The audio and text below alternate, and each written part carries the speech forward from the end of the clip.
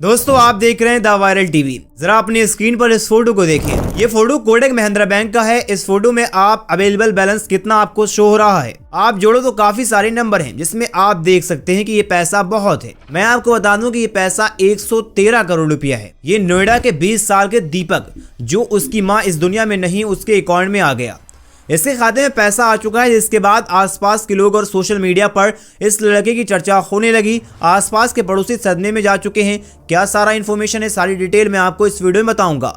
उससे पहले मेरी आपसे गुजारिश है कि वीडियो को लाइक करें, चैनल को सब्सक्राइब करें एंड इस वीडियो को शेयर जरूर करें। दोस्तों आप अपने स्क्रीन पर इस फोटो को देखें और गौर से देखें और समझें कितने नंबर हैं। इनकी गिनती नहीं कर सकते, यानी बहुत नंबर हैं। ये नंबर नहीं, ये पैसे हैं। अब मैं खबर आपको दिखाता हूं, आप अपने स्क्रीन पर ये खबर भी देखिए। नोएडा के 20 साल के दीपक, उसकी मां जो इस दुनिया में नहीं है, उसका अकाउंट कोटक महिंद्रा बैंक में खाता खुला हुआ था। अचानक से 36 अंकों की धनराशि जमा हो गई, जिससे सबके होश उड़ा दिए हैं।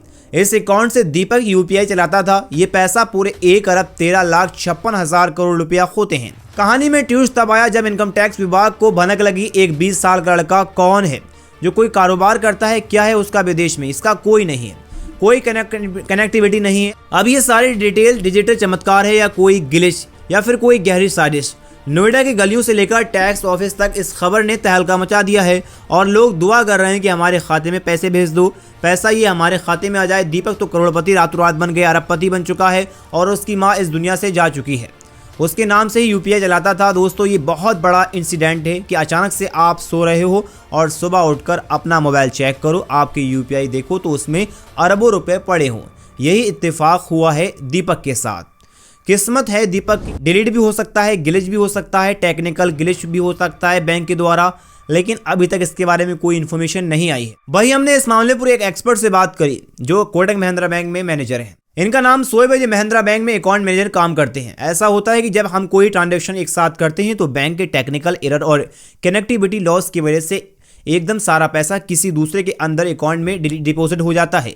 ये बैंक का टेक्निकल एरर और टेक्निकल इशू माना जाता है, जिससे ऐसा होता है कि बैंक का जो सर्वर होता है ये वह डाउन हो जाता है, जिसकी वजह से बैंक के सारे ऑल ट्रांजैक्शन एक ही अकाउंट में डिपॉजिट हो जाते हैं, जिसकी वजह से खाता धारक के अकाउंट में सारी राशि जमा हो जाती है और वो समझता है कि राशि मेरी है। अगर ऐसा हुआ तो राशि ऑटोमेटिक कट जाएगी और पैसा डिपॉजिट जो दिखा रहा है दीपक के अकाउंट से वो कट जाएगा, दीपक के पास रहेगा। अगर उसका पैसा हुआ तो ना तो भाई, अगर बैंक का ग्लिच है तो पैसा ऑटोमेटिक उसके अकाउंट को फ्रीज कर दिया गया है अभी तक जानकारी के अनुसार। और ऐसा कई बार हो चुका है, यानी बिहार में भी कई बार ऐसा हुआ कि लोगों के खातों में पैसा आया, उसके कुछ मिनट के बाद, कुछ घंटों के बाद या कुछ दिनों के बाद अकाउंट को फ्रीज कर उस पैसे को वहां से हटा दिया गया। यानी टेक्निकल एरर भी होता है और टेक्निकल इशू भी होता है, बैंक के द्वारा होता है। बैंक के सर्वर जब लो हो जाते हैं तो कभी कभी ऐसा शो होता है कि आपके मैसेज भी आते हैं आपके पास कि आपके पास आ चुके हैं 1 करोड़ रुपया, इतना पैसा इतने डिजिट में, ये एक इशू होता है। लेकिन अगर दीपक का पैसा है, दीपक के कहीं से आया है, तो वो दीपक का पैसा है और जांच विभाग लगातार इस पर अपनी इन्फॉर्मेशन ले रहा है, जानकारी जुटा रहा है कि आखिर ऐसा कैसे हुआ। दोस्तों आपकी क्या राय, अपनी राय कमेंट में जरूर बताएं। वीडियो को लाइक करें, चैनल को सब्सक्राइब करें। मिलते हैं एक और वीडियो के साथ, जब तक के लिए जय हिंद।